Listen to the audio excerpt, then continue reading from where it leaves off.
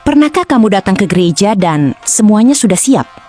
Altar rapi, lilin menyala, buku misa tersedia, lonceng berbunyi tepat waktu.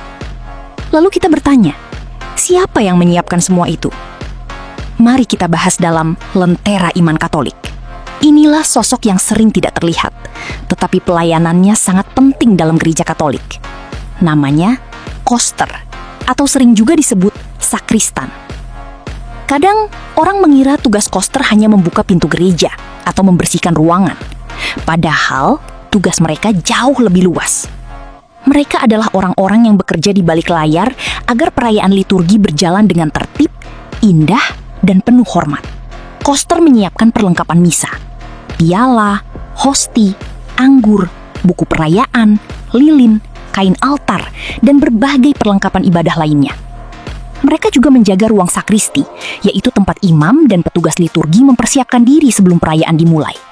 Bukan hanya itu, koster juga membantu menyiapkan pakaian liturgi untuk romo, menjaga kebersihan gereja, mengatur dekorasi, membuka dan menutup gereja, bahkan membunyikan lonceng sebagai tanda panggilan doa dan ibadah.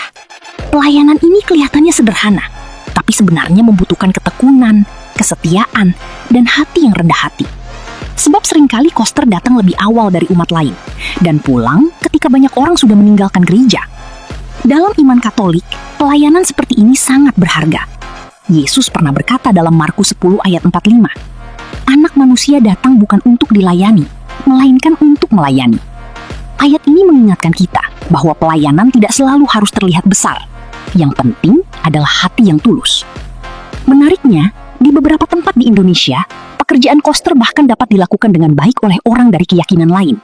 Ini menunjukkan bahwa gereja juga bisa menjadi ruang kerja, pengabdian, dan toleransi selama tugas dijalankan dengan hormat terhadap kekudusan tempat ibadah.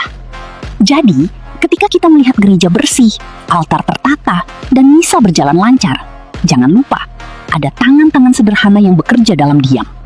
Koster mungkin jarang disebut dari mimbar, tapi pelayanannya ikut membantu umat berdoa dengan lebih khusyuk.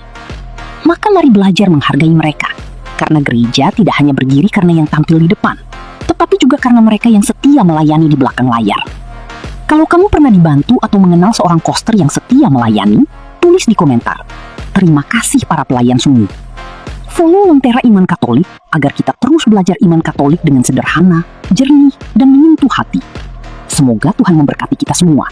Salve.